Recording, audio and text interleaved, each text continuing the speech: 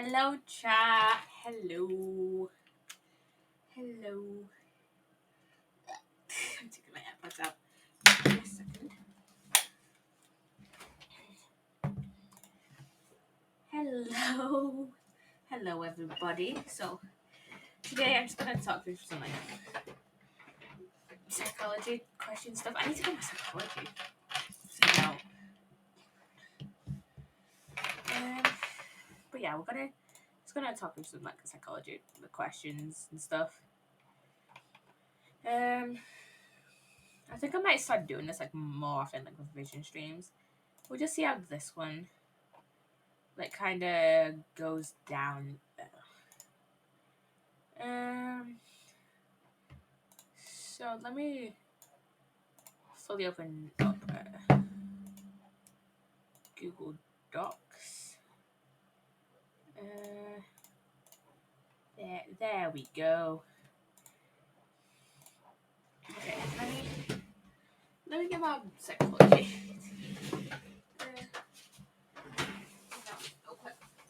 My psychology folder. So how are you guys doing today? How are you guys? I've got some camera vision done like today. My psychology folder is all the way back in my bag. But yeah, I got some chemistry work done. Chemistry vision done. I don't know. I was just dog sitting, but the rest of the day I only came home I only came here like an hour ago. So yeah. I don't know what to like go over. I guess I'll just like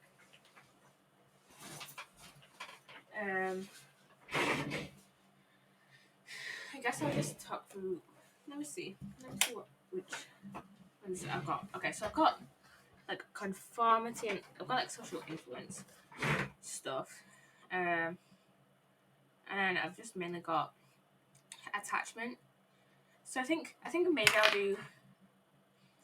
I think maybe I'll talk through like maybe 2 questions, like 260 markers maybe.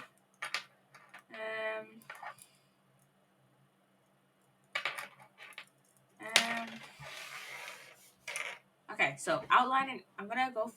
I'm gonna do attachment first. So outline and evaluate research into the effects of failure to form attachment.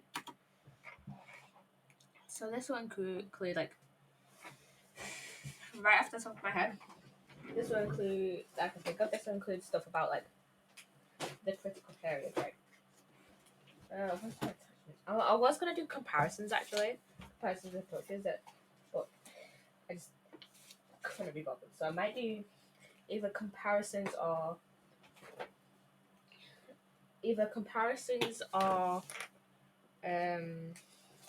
memory next week. Depends how much revision I get done. I think I might go over memory. I'm not sure. Depends how much memory revision I get done, like throughout the week. But yeah, outline and evaluate research into the effects of failure to form attachment. So I think this would probably include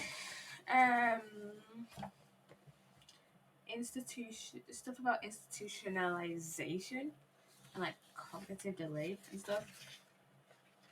So oh yeah, we could do maternal deprivation as well. So let's see. Institutionalization, maternal deprivation. Okay.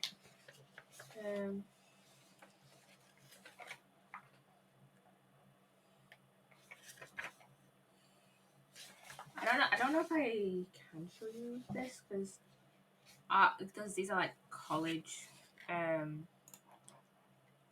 college booklets that like my college has specifically printed. So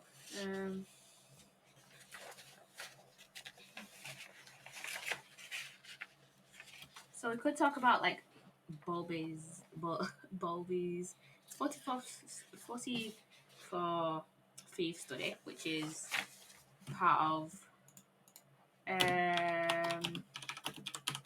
maternal deprivation. So I'm gonna just read you out what it says in the book. It says in this booklet, but basically it was 44 thieves. So one methodological issue pops up straight away, that it was 44. So that's like a small sample in it. And the participants were interviewed to see if they had signs of affectionless psychopathy. Now interviews, they're self-reports, aren't they? So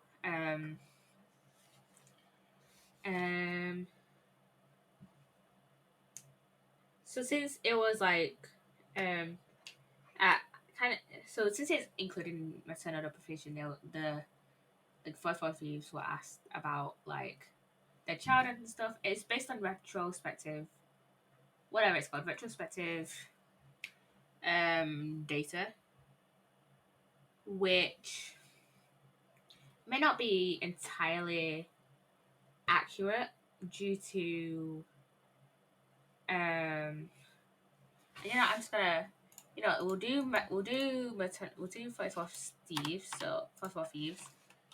So signs of affectionless psychopathy. So the small sample lacks population validity.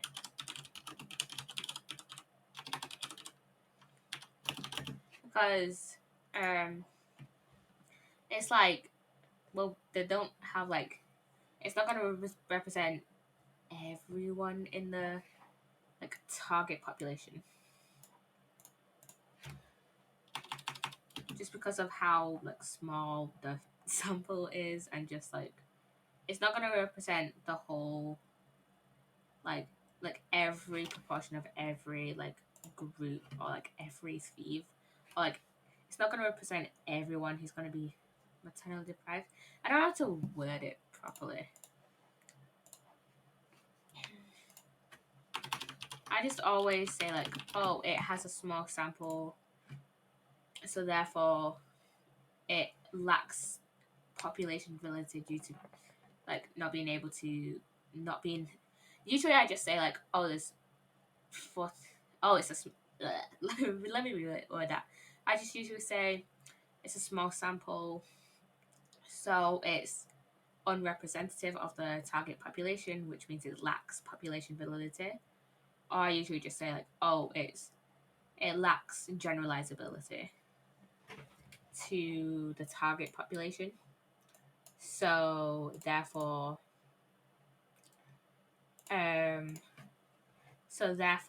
it lacks population validity.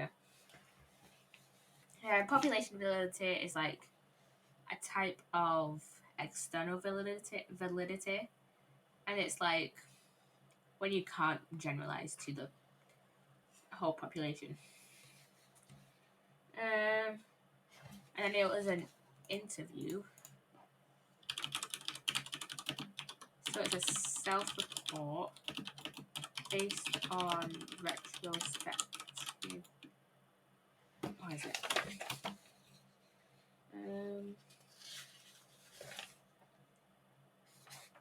Yeah, that's just the right. That's okay. This is just evaluation of the entire maternal deprivation theory, not this specific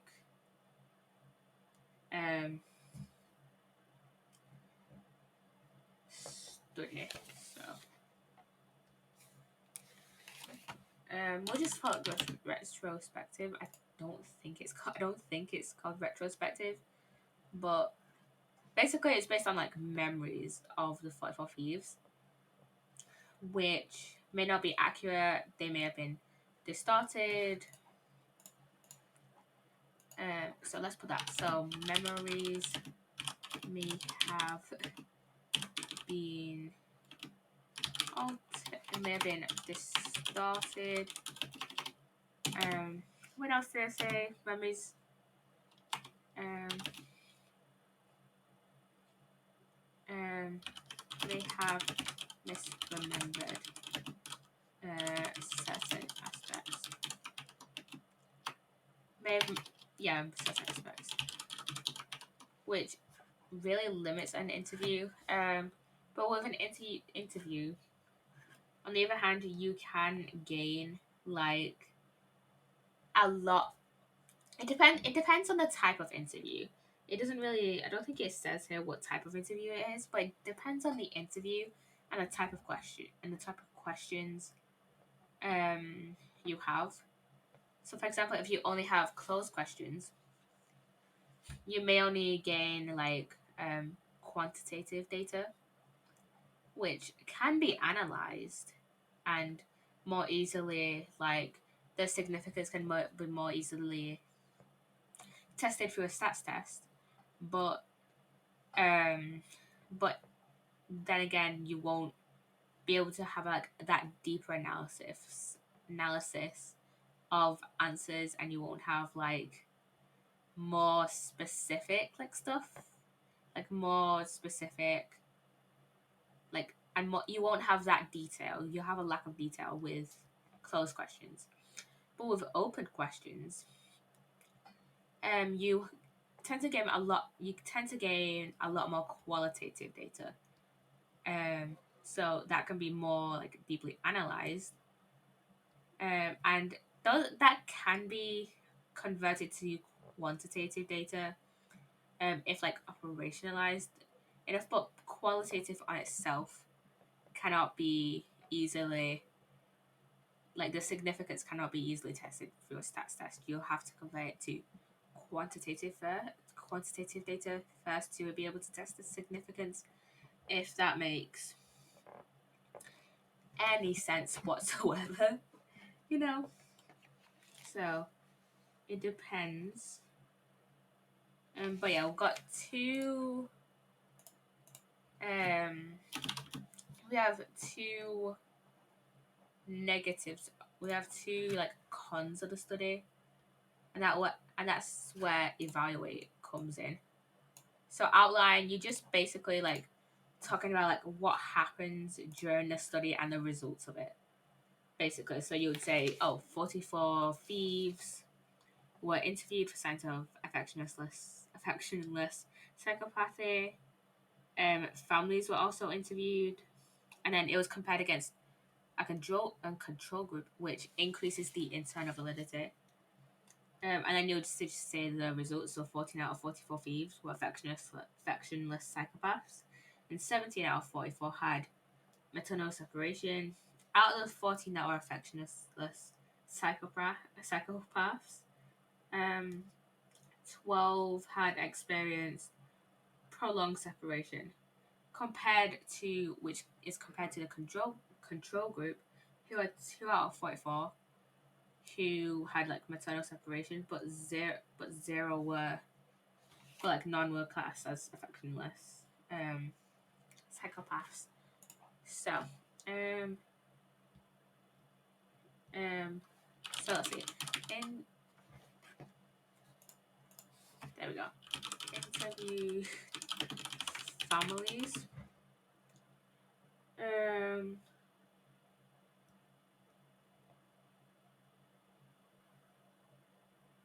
so it says here that families were also interviewed to establish if there was prolonged early separation from their mothers.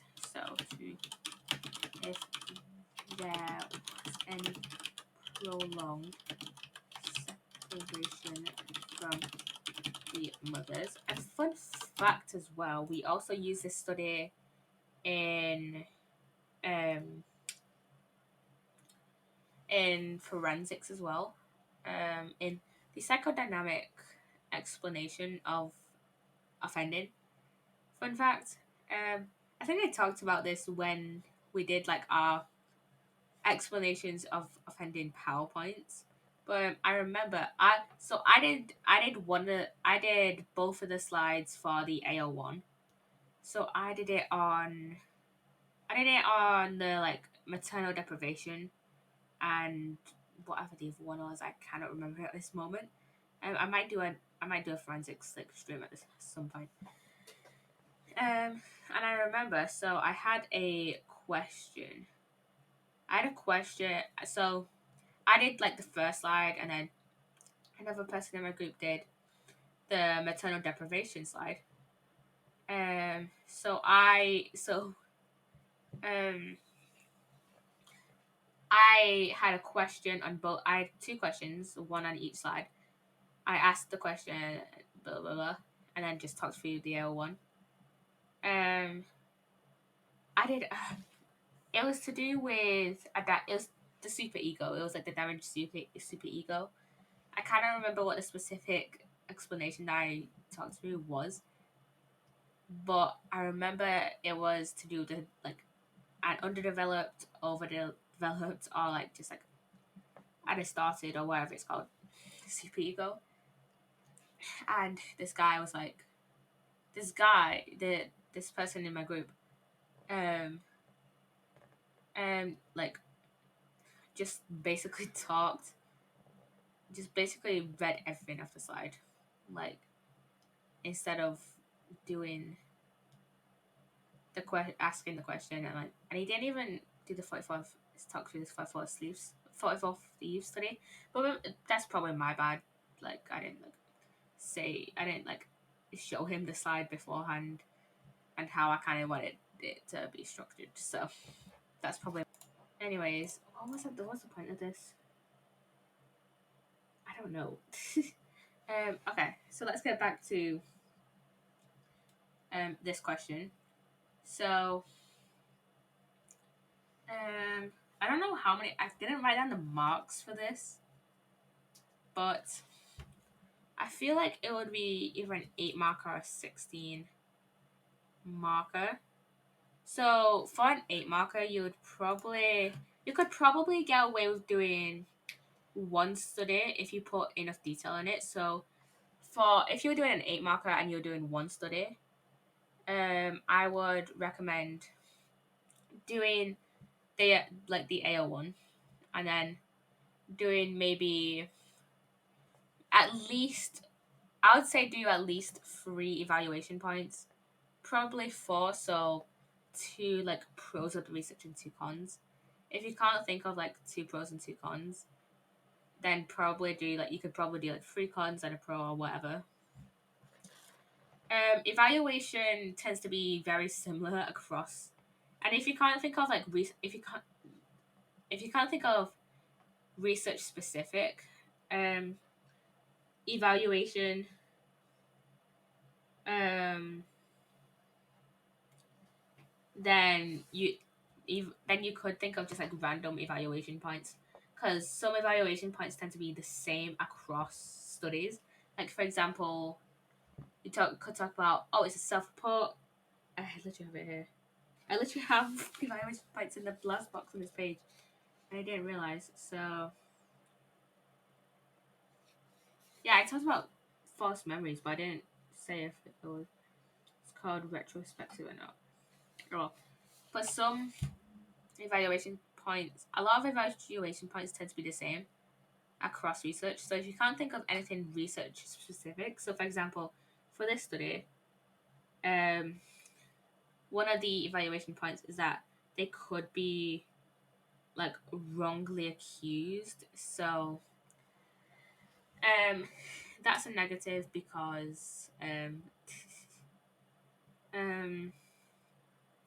that means that they obviously didn't do the crime. So maternal deprivation didn't cause them to have to go on and offend, which means that maternal deprivation isn't like one of the causes of like offending or stuff like that. Oh, wait, this is failure to form an attachment.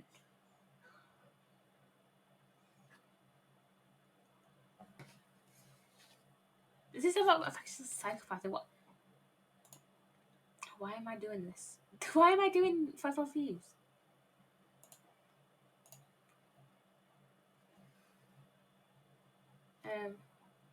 Oh wait, effects of performance and maternal depression causes. I was just like, wait, why am I doing this? But then I realized, oh, maternal deprivation. One of the conclusion is prolonged separation causes affectionate psychopathy. Okay. Okay, so let's move on. So I feel like this stream is all over the place. So I'm sorry for that. So it was compared to a control group. So it's a control group of 44 non-criminals, which could be an issue because they may not have been caught. But we don't know. We don't know about that. Let's see. Yeah, it literally says in here accused of stealing. So these group of non criminals may not have been accused / caught for like their crimes. But this does increase internal validity.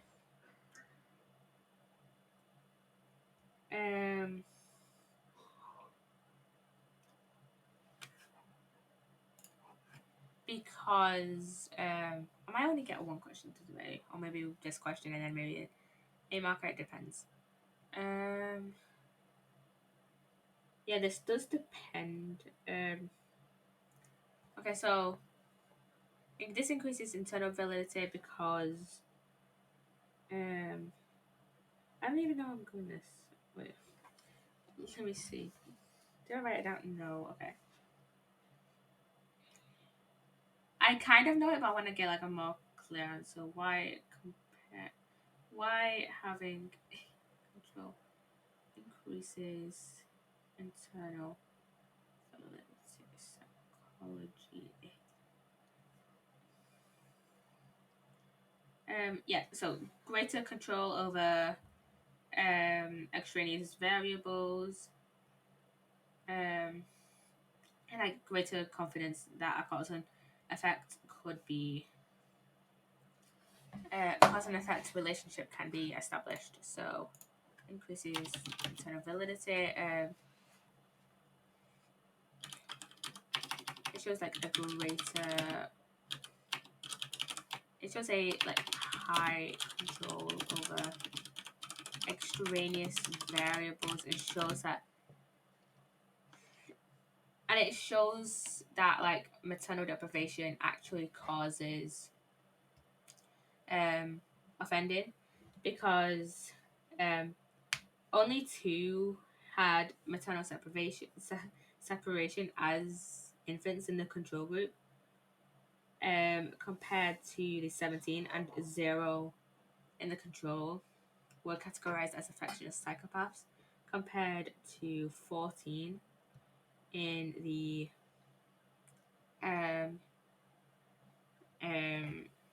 of the thieves. And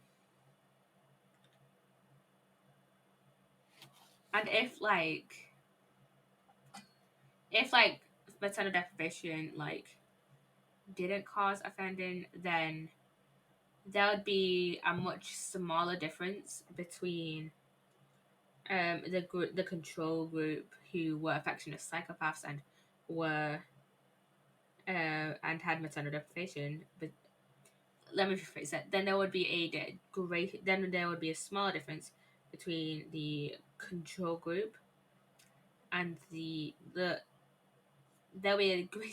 be a smaller difference between the control group who had maternal deprivation and were affectionate psychopaths and the experimental group, okay, the thieves, who had maternal deprivation and were affectionate psychopaths. So, for example, if where was I going with this? So, for example, like it if maternal deprivation didn't actually cause affection of psychopathy, then we would probably see like maybe like more in a control group who were maternally deprived and were affectionless psychopaths compared to, or like we would see more in the control group who were maternally deprived, or like less in the experimental group who were maternally deprived. If that makes sense, like at all. Cause and effect can be established. I feel like I over-explain things a lot. So let's see. And then we've got the results. So that'll be 14 out of 44 thieves. Affectionless psychopaths. 17 out of 44 were maternally deprived.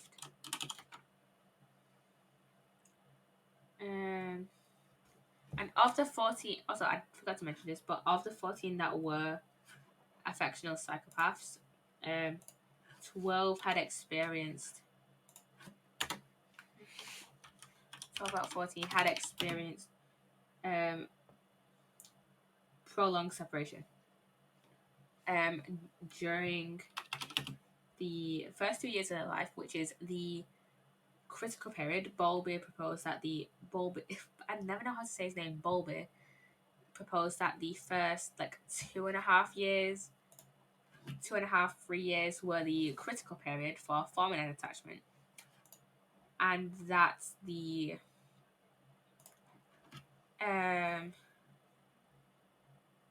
and that's like up to 5, and then like from like 3 to 5 years was the sensitive period. So like if you didn't form an attachment during the critical period, you could still form an attachment during the sensitive period. But after those 5 years, then it's like no attachment. That's what he proposed. Anyways, had prolonged separation during the first 2 years. And then in the control group, it was 2 out of 44 that were maternally deprived. And 0 out of 44 were affectionless I cannot spell psychopaths. Okay, what else?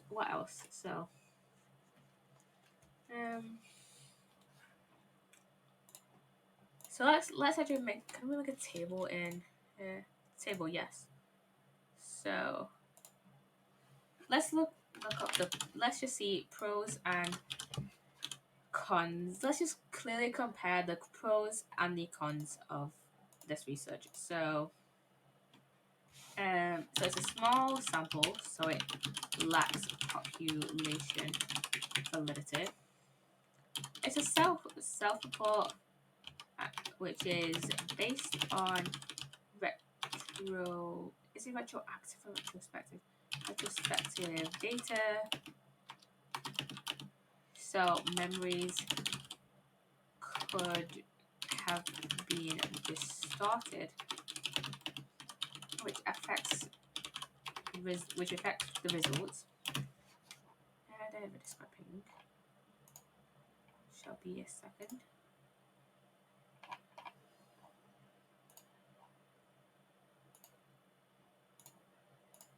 Which affects the results, which decreases eternal validity. Also, the thieves themselves were accused but not proven guilty, and the control group could have like committed a crime but not have been caught.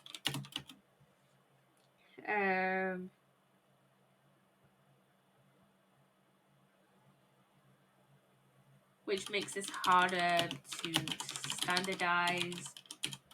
Which makes it harder to standardize. Wait, no, I don't think that's right. Which means that the results may not be like trustworthy. I guess. How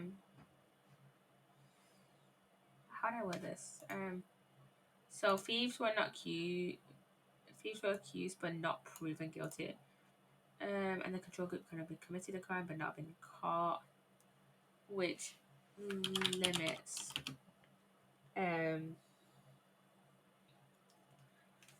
limits external validity. I'm gonna say which limits. Let's just put limits validity for now.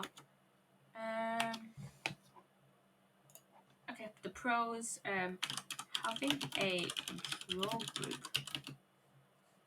increases internal validity as it has high control over extraneous variables. I explained this earlier. So cause and effect can be established. What are the pros? Because we have three negatives here, three negatives and one positive. So let's see. The interview could have some like bias in the questions if depending on how they're worded. It's like, oh, did your mother like abandon you? Instead of being like, I don't know how else you word that. But yeah, if it's like a leading question instead of just like a normal question, if that makes sense. Let's see.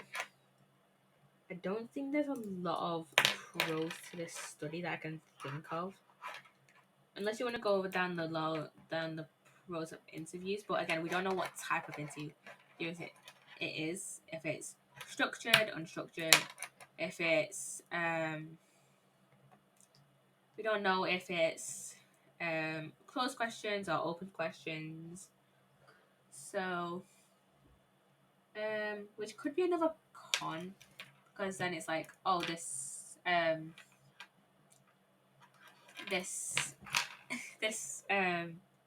study cannot be standardized because we don't know what type of questions we used. We don't know if it was structured or unstructured. But I would tend to stay away from that because I think it depends on what type of like resources your college like gives to you if you're doing A-level psychology. Like if your college like gives you resources saying, hey, this is a structured interview, then this wouldn't really matter, I guess. And I don't know if we have a PowerPoint somewhere saying that this is an structured interview using like closed questions or whatever. So I would stay away from that, but it just doesn't say here in the booklet. Let's see. I think that's it. So I think I'm gonna move on to another study which could impact practical applications, I guess.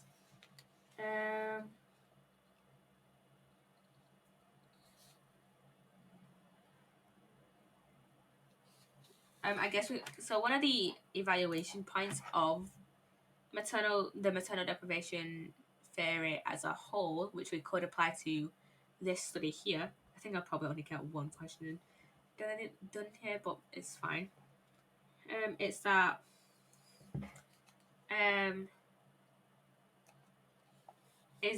it has practical applications because it allows it backs up research to allow psychologists to then create strategies to help children cope with like divorce, for example.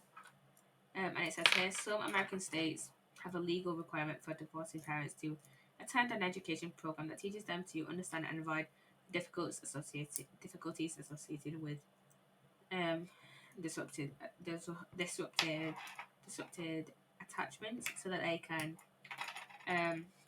avoid the permanent damage in their child's intellectual, emotional, and social development. So let's write this in here. Let's type into a Discord ping. I'm just checking this real quick.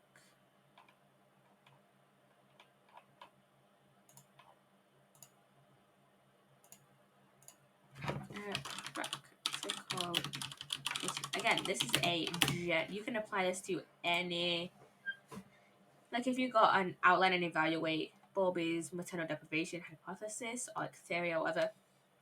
The practical applications can be used for this whole theory, not just the 44 Thieves study.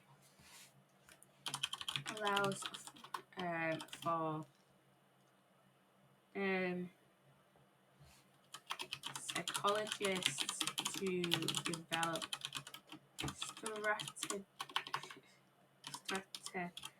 strategies for parents to try and avoid a disrupted attachment. Okay. So next one, I'm probably gonna do institutionalization one. Okay, yeah, let's do Rutter's so if we were doing an 16 marker, I would say definitely you use like two studies, try and use two studies, or like one that's in like a lot of detail, but I doubt you'll get a lot of marks for just one study. So I would say for Rutter, so I'm gonna approach a second slightly differently. So we'll go through the procedure and the results first, and then we'll go through the pros and cons of the research for the evaluate part of the question. So we'll go through the outline part of the question first, and then we'll do evaluate. I think you can do this in any order. So for example, you could do AO1 first of both studies, then the AO3. But for me personally, I would feel like I would feel like for the way I write, I feel like it would be more structured for me to do AO1 of like maternal deprivation, for example, then AO3 of maternal deprivation. Well, 44 thieves, and then do AO1 of Rutter, AO3, because this isn't a compare question. So I wouldn't, if it was a compare two studies that look into the effects of failure to form attachments, then I'll probably put my AO1 first and AO1 first, then my AO3. But since this is outline and evaluate, then I'm gonna do AO1, AO3, AO1, AO3.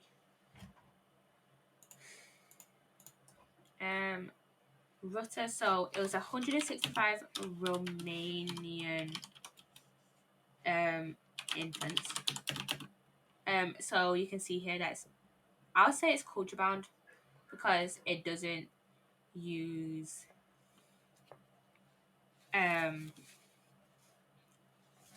it doesn't take into account other studies, but I kind of get why they didn't use I kind of get why they haven't remade this, I guess, because I think this is a case study, so I get why they haven't redone this in a while. I get why they haven't redone this with other cultures, because it's ethical issues in it.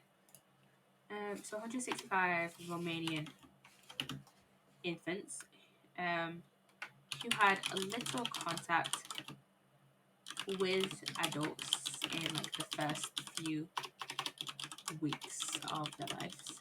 First few weeks. So this is a longitudinal and natural study. So Rutter assessed physical, cognitive, social, and emotional development at ages 4, 6, 11, and 15.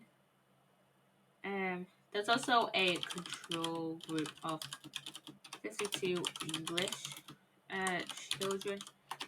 I guess this wouldn't really be the study you would call culture bound then. But then again, would you be able to compare the experiment? Would you be able to easily compare the experimental group with the control group though? Because they both come from different cultures, right? So, and different cultures have different hello yo Tambray, hello. So like different cultures have different ways of like raising their children and how attachments are formed and stuff like that. You know, stuff like that. So yeah. Okay, let's see. So the results of this study.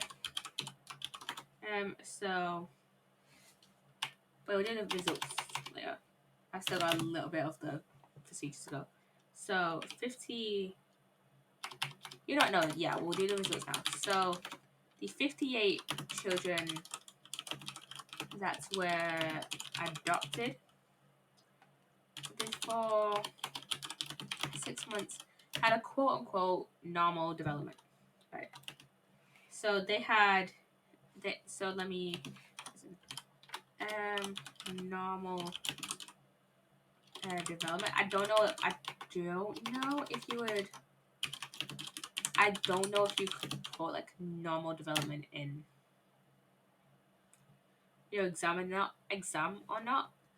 You could just say like they had a development that was like the most comparable with the control group, or like a development that was the most similar to the control group. I guess that's a better way of phrasing that than instead of just going, oh, they had a normal development, because what's normal in it? So and they had an average IQ of 102. Again, this was at age this was tested over like each of these like I don't know how to phrase it. Their like development was like assessed at 4 different ages and not over like their whole lives, I guess. So there's like a big difference between like 6 and 11, for example. That's like 5 years. So like 1 year the development might have like dropped instead of just going up. They might have like some other reason why their like IQ is not higher, like for example like bullying or education. I don't know if that would have been controlled. I don't know if education would have been controlled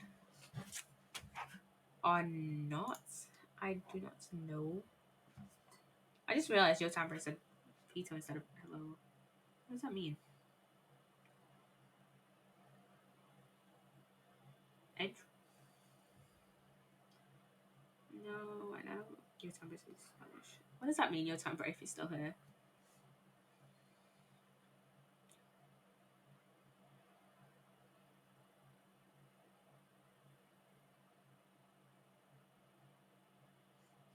Whistle? Okay, I don't know if that's right or not.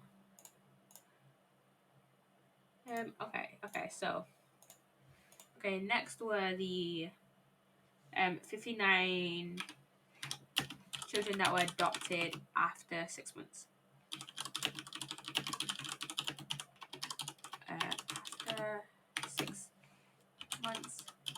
and they had a disinhibited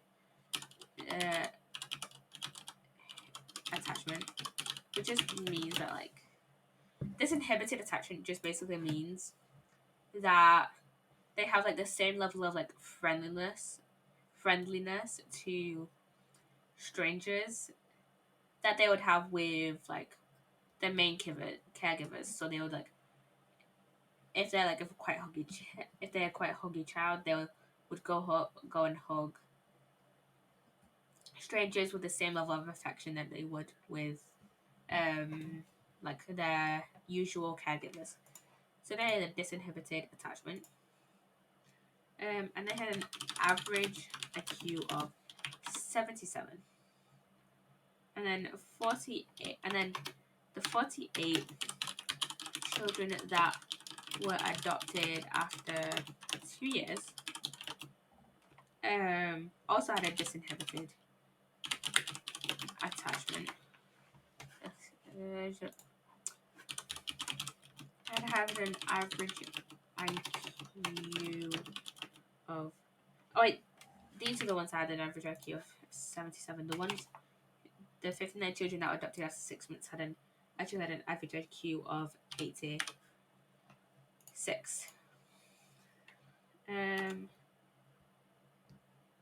also as like an you could just leave it there, but I would say for maybe 1 or 2 extra mark points, you could say that this is like what we learned. You could add as well that 1/3 required intervention, and that they had symptoms of autism. I'm not saying that they required intervention because they had. I don't know.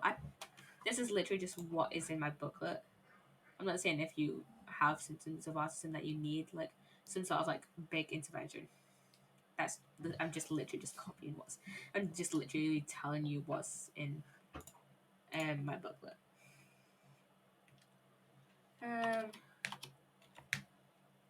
So and then the conclusion here is that the earlier the adoption occurs, the less severe long-term effects.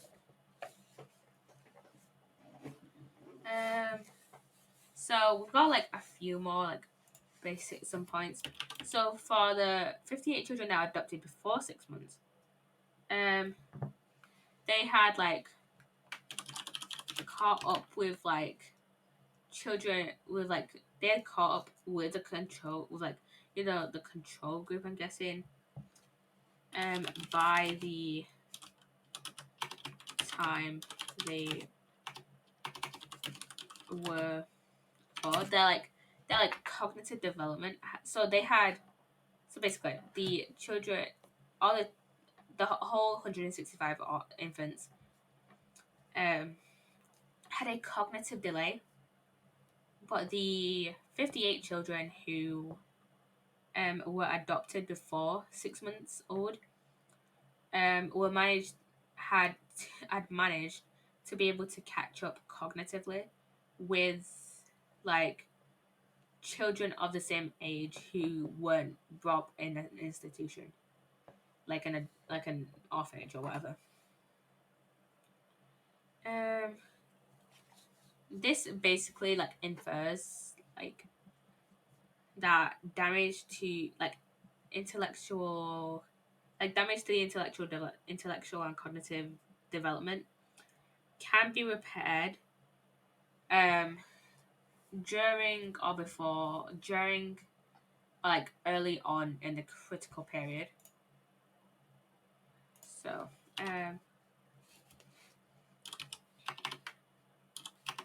something about cognitive delay can be repaired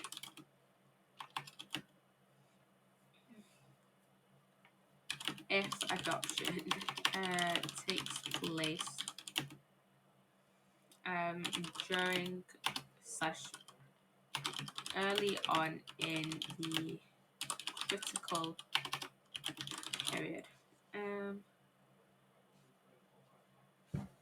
Okay, so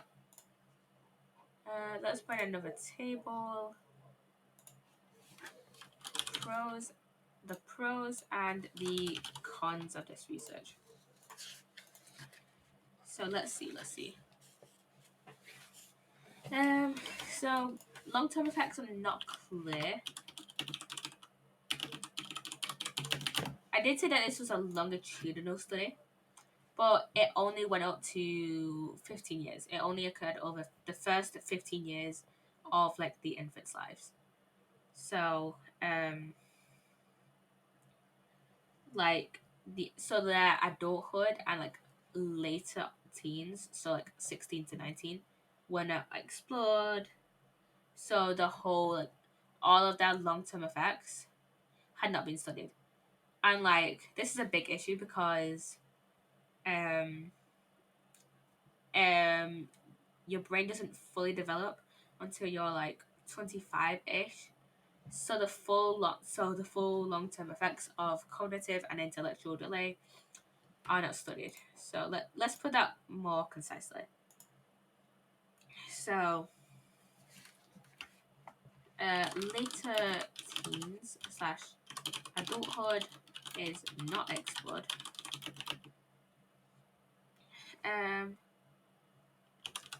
Long-term effects on a fully developed person are not studied.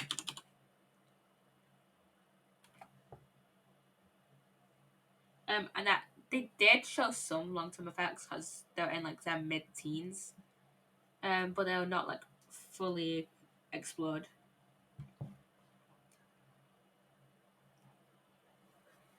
So this lacks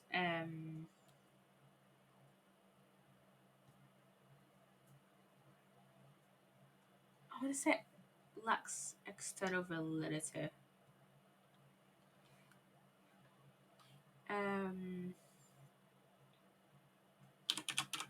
want to say lacks external validity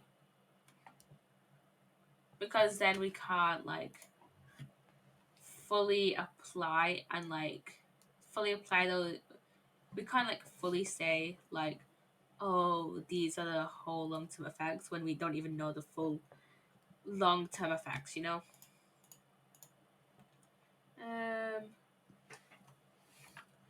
This does have some practical applications because they did see like some long-term effects, you know, but not all of them.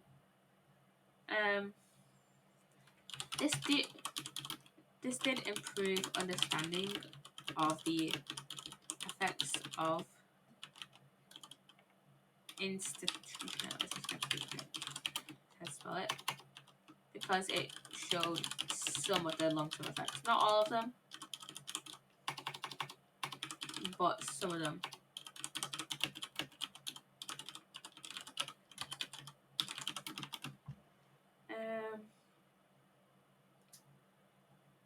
So, for example, children's homes and orphanages now have a lot.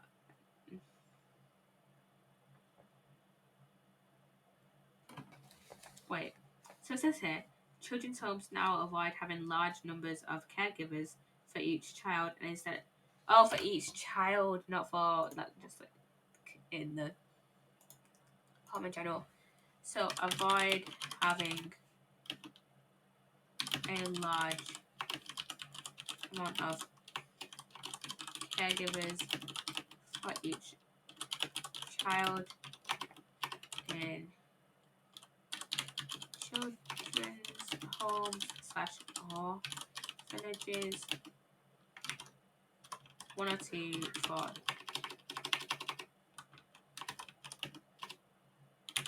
each child, so that they can actually form that attachment. This also has fewer extraneous variables than previous studies because previous studies looked into institutionalized children who were institutionalized because they like had been affected by like a war. Um, because they had like been affected like been by like a war or something, and it doesn't focus specifically on the trauma. And previous studies didn't specifically focus on the trauma of institutionalization. But this study does only focus on the trauma of institutionalization. Only on.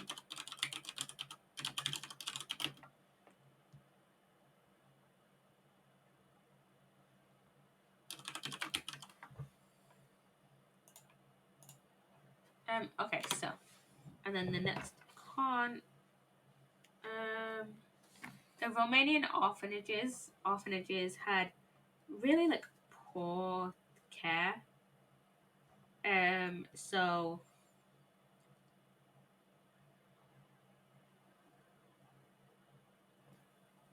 so for so um so that they had poor care, so and like poor standards of care. So the children may have been just like all it is like dirty or whatever. So um the infants may have not had a chance to form an attachment. Or standards of care / low levels of stimulation, not typical. So they were unable to create attachments. So it's unable to generalize. Wait, I'm gonna read out this example here, then I'm gonna like end stream. But so for example, Romanian orphanages had particularly poor standards of care, especially when it came to forming any relationship with the children and extremely low levels of stimulation. I don't really get that point, I guess. So okay, let me read this again and see what other like um what other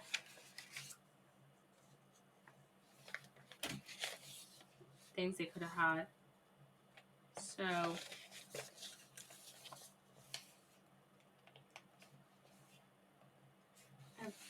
so it's like the like not able to form attachments may not have been like due to not being able having the contact with adults. It may have just been that they were in a poor environment. They're like in a poor they're like a poor standard of care in their environment. Um, what other like methodological like issues? I guess. Um,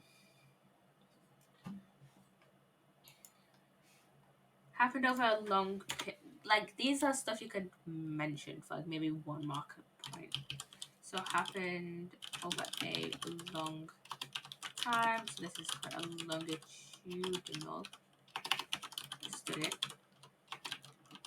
So some long-term effects are some long-term effects are researched. But like it says here, you could contradict that by you could so you could say, oh, this happened over a long period of time. So some long-term effects were researched, but and then you could go into like a however point saying like the later you could say let me rephrase that. So you could say this is a longitudinal study, so it happened over a long period of time. So it happened over a long period of time. Let me rephrase that again. This is a longitudinal study, so it happened over a long period of time up until the infant's early to mid-teens. up until the infants were 15 years old. So some long-term effects are researched. However, not all the long-term effects were established, as the later teenage years and adulthood were not fully explored, which so the long-term effects on a fully developed person are not established. Other methodological issues um, did not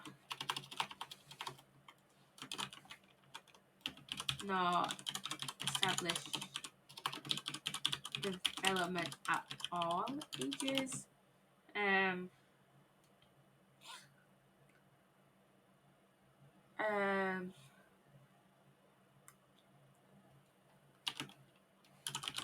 some and like some other trauma may have happened during those few years.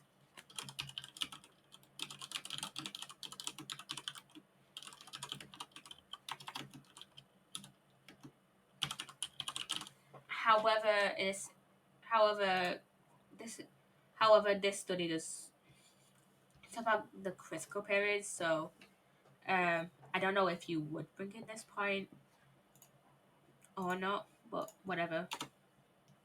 Um, and there is some supportive research, but and that we could put in.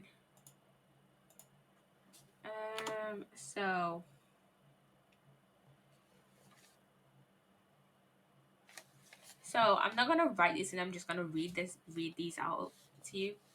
So O'Connor studied Romanian orphans exposed to very severe privation and neglect in Romania in the year 2000 before being adopted by caring British families. They compared the children adopted between 24 and 42 months and those adopted between 6 and 24 months. Both groups showed significant recovery from. Both showed significant recovery. However, the adopted children who were adopted between 24 and 42 months had a greater difficulty achieving good cognitive and social development than the 6 and 24 months adoptees. I cannot remember what year. I don't know. Remember which year was Rutter's,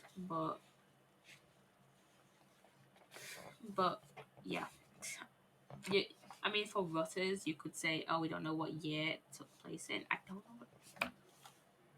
know. I'll look it up. But yeah, if you can find out the year, then you could talk about temporal validity as well. I don't remember if temporal validity is a kind of this, but okay. So Smike's research is that he studied young children raised in institutions in Romania. So I think these all take place in Romania. One takes place in Bucharest. I don't know how to say that. But yeah. So culturally bound.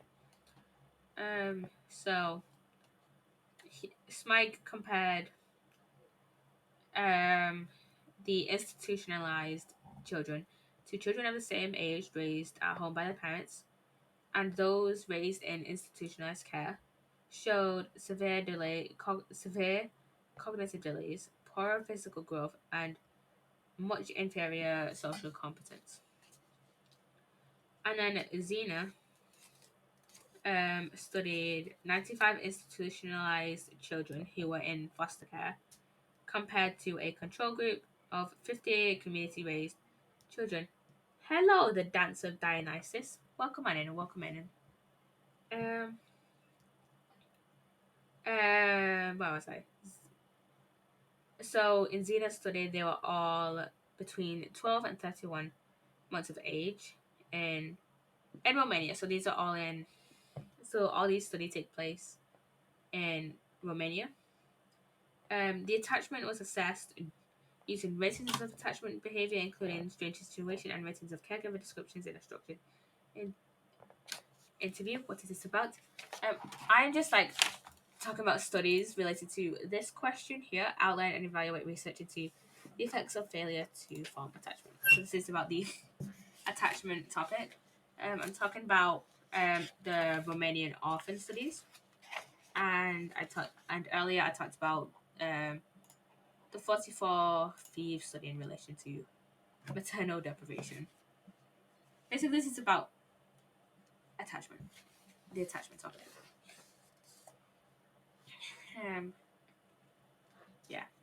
So for Xena study, I can already see you could probably psychology haunts me. Freud haunts me. I hate Freud. I hate Freud so much. Oh, I have an itchy nose. Yeah, you could critique Xena's study with just criticisms of the strange situation. So that it's culture bound, stuff like that. That's the only one that I remember off the top of my head for a strange situation. Yeah, for the results of Xena's study, I don't know if that's the correct pronunciation. You can correct me if that's the wrong pronunciation. Um, so in the control group, 74% were securely attached, but in the institutionalized group, only 19% were securely attached and classified with a disordered organized attachment. The objectification of the human, which I would rather have left mysterious and obscure. Yeah, same. Honestly, same. Freud has just. I swear, I have this long going theory. Basically, whenever someone brings up Freud, half the time it's me. I always say, I swear that he was high when he developed his theories. I don't know if it's such an itchy nose, but yeah, I swear he was high when he developed his theories. And I think his like kids like came up and like talked about his parenting, and he just like doubled down on his theories. Like I think now this isn't confirmed, but I heard this like a while ago. Apparently, his daughter came out as a lesbian, and he just doubled down on his theories. On like that, like I don't even know. But yeah. That's actually going to be the end of this stream. We're like 10 minutes over. I usually only stream for an hour on Sundays, but on Fridays, I do tend to stream for longer. I do tend to stream for like 2.5-ish hours on Fridays at 8. I start at 8:30 BST, 8:30 p.m. BST on Fridays. So if you want to check me out, come over on Fridays. Then I usually only stream again. I only stream for an hour on Sundays. So